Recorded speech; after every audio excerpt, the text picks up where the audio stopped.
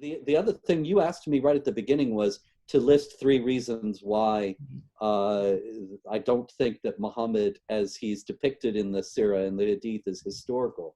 And one of the primary reasons for that, and one of the reasons why this is not a nutty conspiracy theory, is that for the first nearly a century, and certainly for the first 60 years after Muhammad is supposed to have died, then you don't have anything about him and virtually no mention of him. There are a couple of scattered mentions here and there of Muhammad in non-Muslim literature. And then there's no Muslim literature about this whatsoever. And so you don't start to hear about Muhammad, the prophet of Islam, or Islam itself, or the Quran, until the last decade of the 600s and the early part of the 700s. And that is, Muhammad died in 632, so that's an extraordinary gap. If you compare, and this is another useful thing to do, in the first place, though, I have to add the caveat that the situations are completely different. Muhammad may be completely fictional, and that doesn't have anything to do with the historical investigations of Christianity. Many, many people, when with the first edition of Did Muhammad Exist came out, and I was going on radio shows and talking about it, so many radio hosts asked me, well, what about Jesus? Can't you say the same things about Jesus? And so I had to say, well, in the first place, that's completely irrelevant, because it's just two separate situations and they may have nothing to do with one another. But also it's a useful analogy, because the Lord Jesus died and rose from the dead in the early part of the 30s of the first century. So it's roughly analogous to Muhammad in 632 dying, 600 years before. And so if you look at the 30s, when Jesus dies and rises again, then you look at the 90s, 60 years later, you have the New Testament has been written, you have non-Christians speaking about the existence of Christianity and of churches, you have churches all around the Mediterranean area, you have the post-Christian writers, Clement of Rome and so on, writing and making reference to various passages of the New Testament. So you have a great deal of attestation of the existence of the Lord Jesus, a tremendous amount, much more than you have in the case of Muhammad, where, just by contrast, in the year 638, 637, 638, thereabouts, the Arab armies conquered Jerusalem. Now, you would expect, if this was 6 years after Muhammad, and if Muhammad was real, if Muhammad was the false prophet that David talks about, that if Muhammad had told us everything that we have now in the Hadith, that it was all spoken the way that it's depicted in the Hadith, that he said it all, and the Quran was all together, all written, not collected together, but the entirety of the Quran, because after all, it was revealed to Muhammad. So by 638, if the canonical story is true, then the Muslims have the Quran, and they have this incredible wealth of material. It's an oral tradition, but that's not disqualifying, because this was a time when people had, when in oral cultures, people had prodigious memories. Homer and the Greek bards, they memorized all of the Iliad and the Odyssey, no problem. And so the Hadith literature may have been all preserved orally, but it had to exist if it all comes from Muhammad. So in 638, because Muhammad said, and the Quran says, to make war against the unbelievers and subjugate them and so on, they conquer Jerusalem. One would think that they're talking all about their prophet, all about their new religion, all about their holy book, because that's why they did this, right? And so there's a very famous story, a legendary story, of Sophronius, the Patriarch of Jerusalem, the leader of the church in Jerusalem. And he meets Umar, the caliph, at the gates of Jerusalem and shows him around the city. And at the Church of the Holy Sepulchre, the church that houses the tomb of Christ, where he rose from the dead, Sophronius invites him in and says, go in and say a prayer. And Umar magnanimously and generously, graciously says, no, I won't go in and pray there, because if I do, then my followers will claim it for a mosque, and I'm going to leave this church for you Christians. That story is told to this day as an example of Islamic tolerance. However, that story also, like the Hadith, doesn't date from anything earlier than the 9th century. We only hear about it first in the 800s. In the 600s, though, we have writings of Sophronius himself. We have actually quite extensive writings of Sophronius himself, and in them, he never mentions Umar. He never mentions Islam. He never mentions the Quran. He never mentions Muhammad, even though he says that these invaders came, they laid waste to the churches, they sowed great havoc and destruction, they were God's judgment on the area.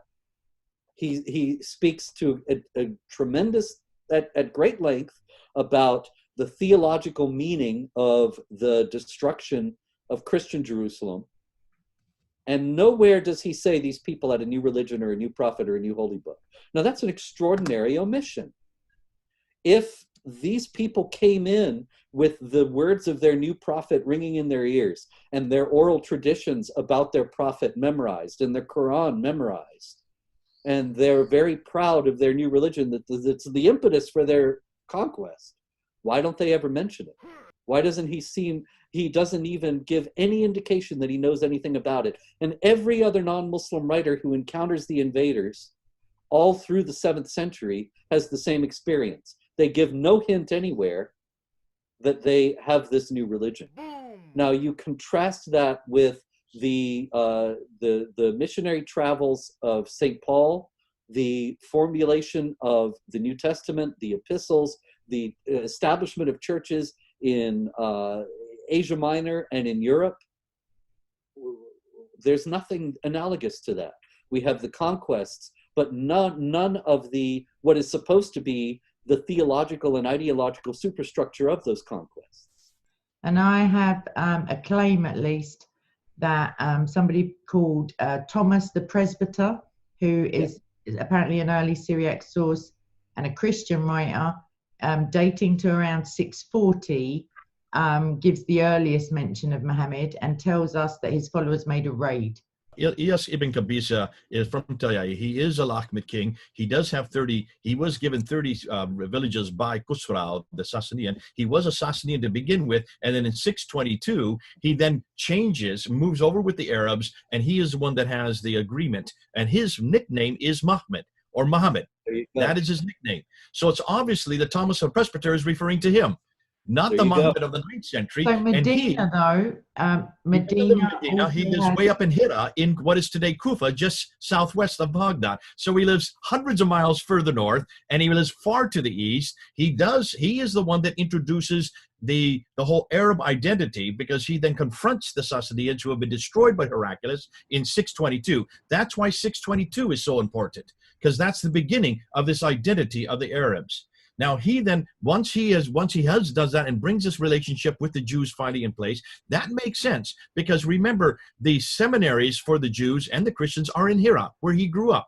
So he was very much aware of that. More than likely, this Muhammad, who is from Tayyai, he was a Christian.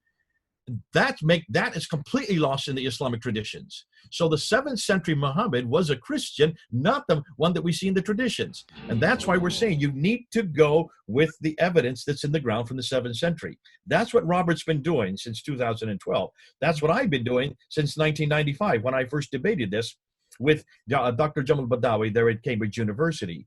Now, what's fascinating, I'm not going to go into all the material. I gave about 30 different areas where I think that we now have evidence. We could go into all the rock inscriptions. None of them refer to Muhammad, yet they're from the very time that Muhammad existed.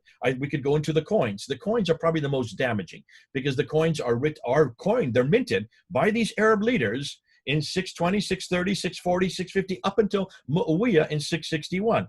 His coins are then minted. Nothing again, as Robert's been saying. There's nothing on any of these coins for someone named Abu Bakr or Umar or Uthman or Ali. Their names don't appear.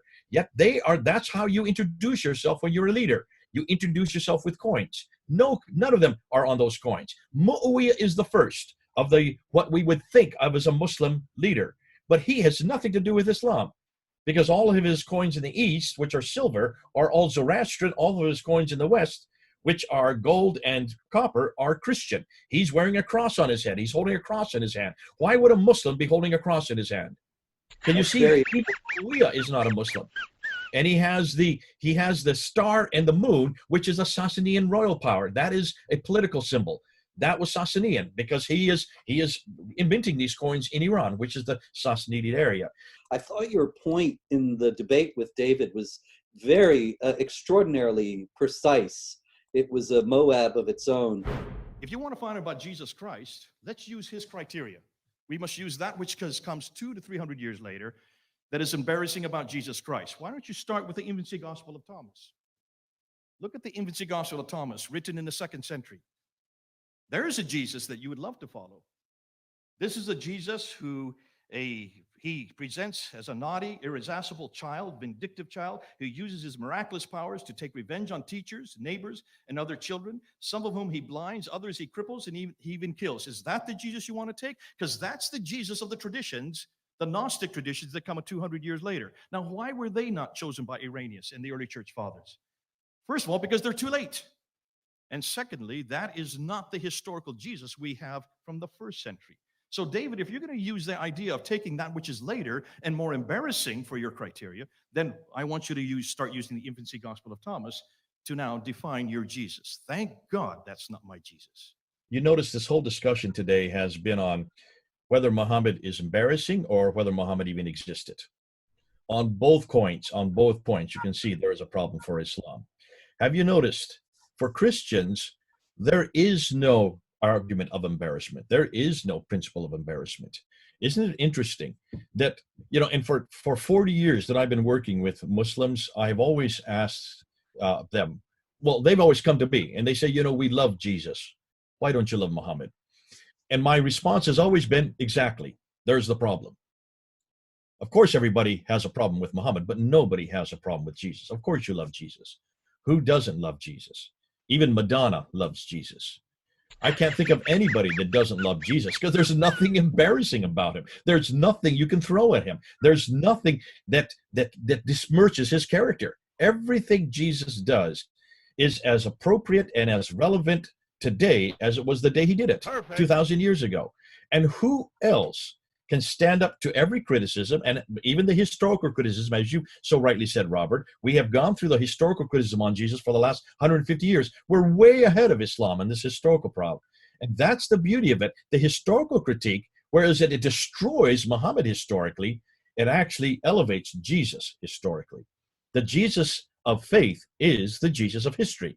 The Muhammad of faith is nothing like the Muhammad of history. And that's the beauty of this whole discussion. When you do a like with like, I'm so glad that I don't have to defend Jesus on this. I'm so glad that there aren't Muslims out there sitting there slagging off Jesus. They can't. They daren't. He speaks for himself. He defends himself. And as far as I'm concerned, that's where the whole debate comes back down to.